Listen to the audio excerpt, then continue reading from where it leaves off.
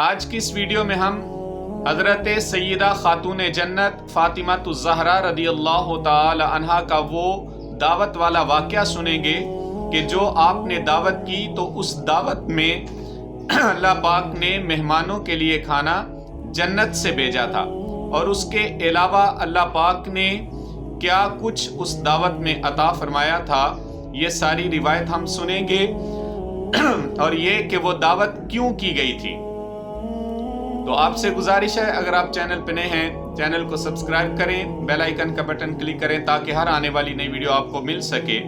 تو چلیے سنتے ہیں وہ روایت جس میں یہ سارا واقعہ بیان کیا گیا ہے کہ کیوں یہ دعوت ہوئی اور کیسے جنت سے مہمانوں کے لیے کھانا آیا۔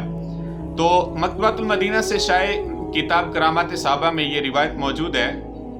کہ ہوا کچھ یوں کہ ایک دفعہ حضرت سیدنا عثمان غنی رضی اللہ تعالی عنہ نے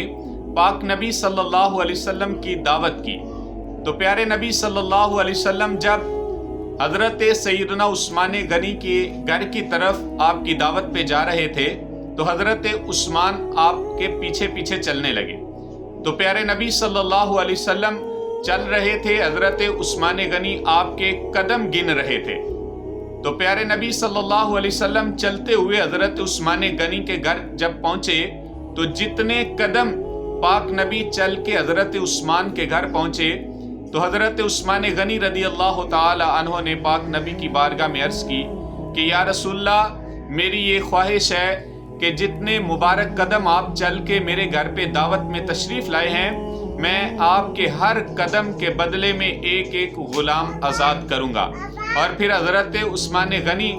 رضی اللہ تعالی عنہ نے پیارے نبی صلی اللہ علیہ وآلہ وسلم جتنے قدم مبارک چل کے حضرت عثمان کے گھر گئے، ہر قدم کے بدلے میں ایک غلام آزاد کیا۔ تو اس دعوت میں حضرت سیدنا علی المرتضی شیر خدا بھی موجود تھے۔ حضرت علی المرتضی شیر خدا نے جب یہ دعوت شان والی دیکھی کہ حضرت عثمان نے اتنا اہتمام کیا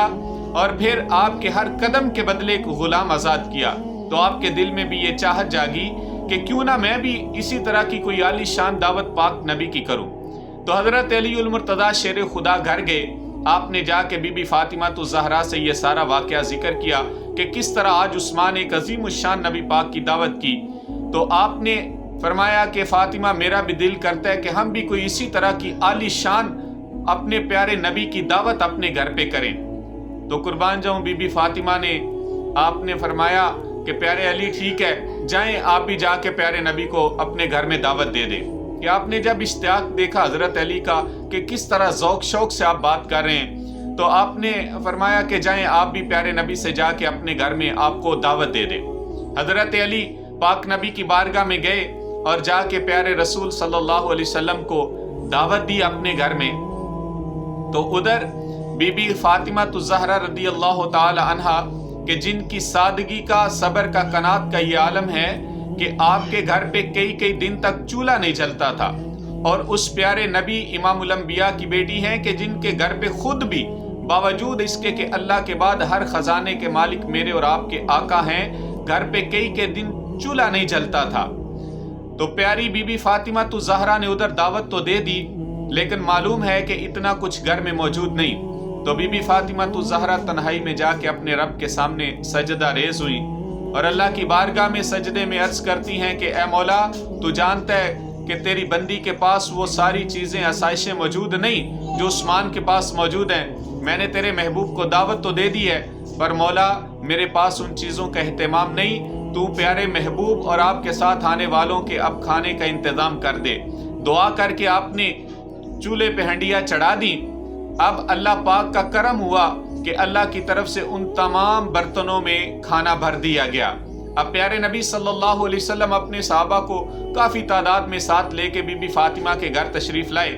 اب جب بی بی فاطمہ کے گھر میں آ گئے، بی بی فاطمہ نے وہ کھانا نکال کے صحابہ کو دینے لگی۔ اب صحابہ کھانا کھاتے جاتے ہیں اور اس کھانے کی خوشبو اور لذت سے حیران ہو رہے ہیں۔ جب پاک نبی صلی اللہ علیہ وسلم نے صحابہ کی حیرانگی کو دیکھا تو اللہ کے نبی نے فرمایا کہ صحابہ تم حیران ہو رہے ہو کہ یہ کھانا کیسا ہے؟ اللہ کے نبی نے فرمایا تمہیں پتہ ہے یہ کھانا کہاں سے آیا ہے؟ تو صحابہ نے عرض کی یا رسول اللہ آپ فرمائیں کہاں سے آیا ہے؟ تو اللہ کے پاک نبی نے فرمایا کہ یہ کھانا اللہ پاک نے جنت سے بھیجا ہے، میری بیٹی فاطمہ کی دعوت پہ یہ کھانا جنت سے آیا ہے۔ اب جب یہ کھانے کا معاملہ ہوا